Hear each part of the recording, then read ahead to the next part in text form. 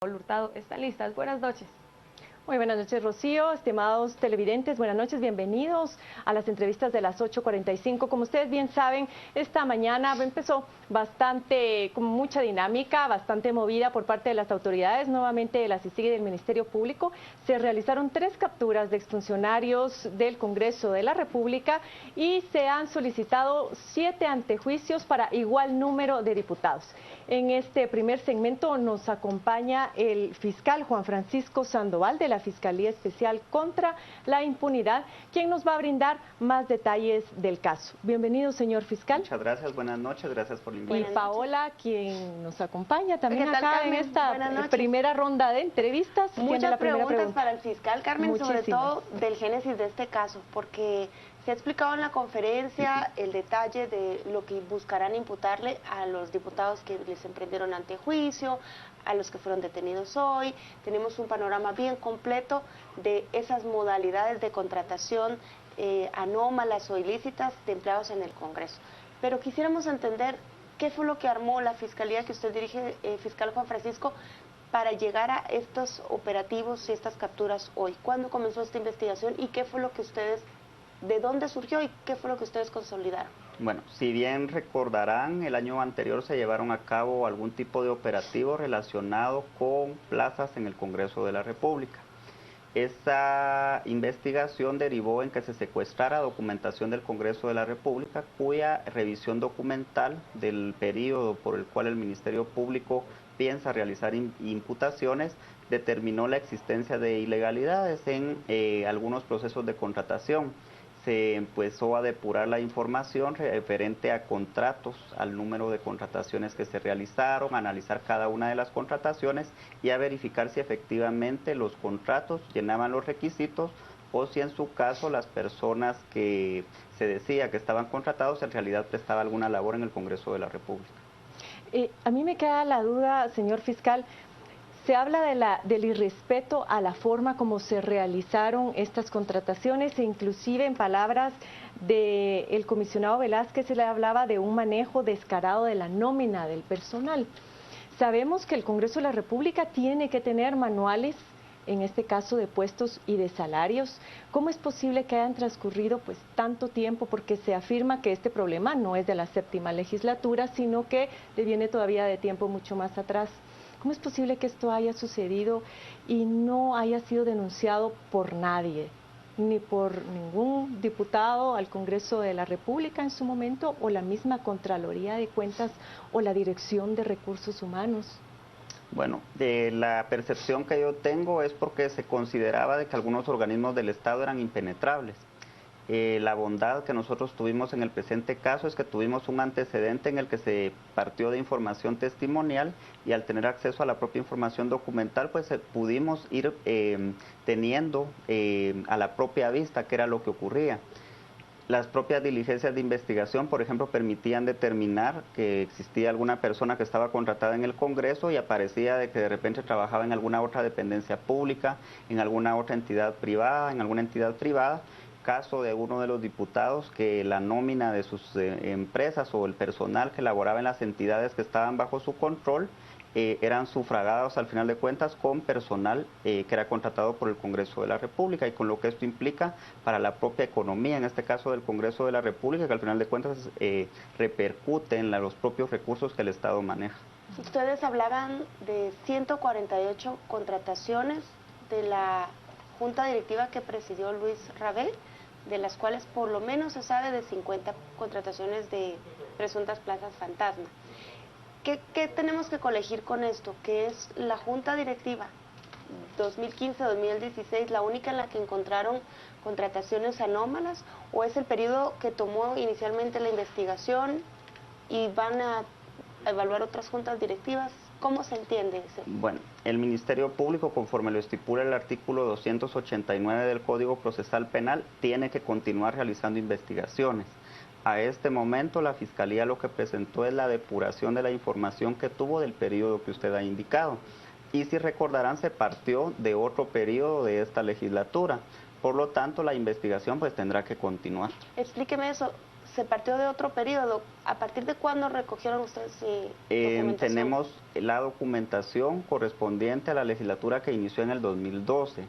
Si bien recordamos que en el 2012 se parte de otro periodo porque fue la información testimonial. Esta investigación arrancó por medio de información testimonial. Sí. Es ahora que tuvimos acceso a la información dentro del Congreso de la República que pudimos corroborar de que no existió solo en un periodo de un año, sino que en ya el pudimos 2012 Woody localizar. Rivera era el presidente del Sí. Congreso. Después fue que le sucedió Pedro Muadi. Pedro Muadi, luego Aristides Crespo y luego Luis Rabé. Pero mi pregunta La información sigue siendo, testimonial Ajá. se obtuvo del periodo en el que el señor Muadi era presidente de la Junta Directiva del Congreso de la República. Exacto. Y pudimos obtener del Congreso la información correspondiente a todo el periodo a partir del 2012 hasta el año 2015. Solo, perdón que le coma la pregunta a Carmen, pero ¿qué pasa entonces con la presidencia de Aristides Crespo, por ejemplo? Porque hoy no se presentó nada de su gestión, aunque él tiene antejuicio, pero porque integró la presidencia de El la Ministerio Junta de Luis Público Rabel. tendrá que ahondar con la investigación al tener información certera que nos permita por lo menos los motivos o que nos brinde los motivos racionales suficientes para considerar que se incurrió en ilícitos. Esta misma persona tendría que hacer el planteamiento correspondiente y si existe personas vinculadas con alguna investigación que no gocen de ninguna prerrogativa, pues presentar las acciones correspondientes en los tribunales. Quisiéramos de lleno culminar investigaciones, pero las investigaciones inicia y la propia investigación le va dando a usted la necesidad de obtener más elementos. De hecho, esta investigación se dirá, bueno, son 3, 4 capturas, algunos antejuicios. ¿Qué pasa con el resto de personas? La investigación es muy grande porque si hay 50 plazas denominadas fantasmas, también las personas que fueron contratadas tendrán que responder ante la ley. Ahora, hablemos de esto. Eran 4 órdenes de captura. Al exdiputado Carlos Herrera no se le logra capturar. A mí me llamó la atención una frase que dijo y enfatizó el comisionado hoy durante la conferencia de prensa y él decía, no obstante, los arraigos se solicitaron en el mes de febrero, no es sino hasta ahora que los había autorizado el juzgado. No sé si interpretar esto como que hubo un retardo malicioso por parte del organismo judicial o cuánto es lo que demora un arraigo antes de que la orden de arraigo pues se dé sin que haya peligro de fuga de esa persona, que transcurra, que pase esa información, que se filtre esa información y la persona que va a ser capturada pudiera salir del país, porque hasta el momento no sabemos si efectivamente Carlos Herrera está en territorio nacional o posiblemente ya se fue. Bueno, no estoy tan consciente o no tuve acceso a esa declaración del señor comisionado. En condiciones normales, el arraigo es un trámite administrativo y lo autoriza el juez e inmediatamente se puede presentar el oficio. ¿Cuánto tiempo estamos hablando allí, por ejemplo? Unas 24 horas, por ejemplo. Lo que tendremos que verificar en el presente caso es el momento en el que fueron anotados los arraigos. Creo que el señor comisionado estaba refiriéndose a que hasta hoy se tuvo, o hasta ayer se tuvo conocimiento públicamente que las personas se encontraban arraigadas, pero los arraigos fueron autorizados desde el 18 de febrero. Lo que tengo conocimiento es que algunas de las personas presentaron en esta semana alguna solicitud a la Fiscalía, porque me imagino que querían viajar fuera del país y se dieron cuenta que estaba anotado el arraigo, pero tendría que estar más al tanto de cuál fue el contexto de las declaraciones del comisionado. El presidente del Congreso sugería en unas declaraciones que también se solicitara orden de arraigo para estos 7 diputados para los cuales se ha solicitado el antejuicio. ¿Esto es viable, señor fiscal? No. El Ministerio Público, al presentar los antejuicios, lo que tiene que proporcionarle a la autoridad que va a conocer del antejuicio es la información que permita dar la idea de criminalidad. Nosotros no podemos dirigir persecución penal en contra de las 7 personas, en contra de quienes formuló denuncia el Ministerio Público. Pero ¿qué pasa con esos 50 trabajadores que han visto que no llegaban? Por ejemplo, un trabajador de Radio Sonora y de una empresa del diputado Luis Rabé, que nunca llegó al Congreso y cobraba 7,000 quetzales.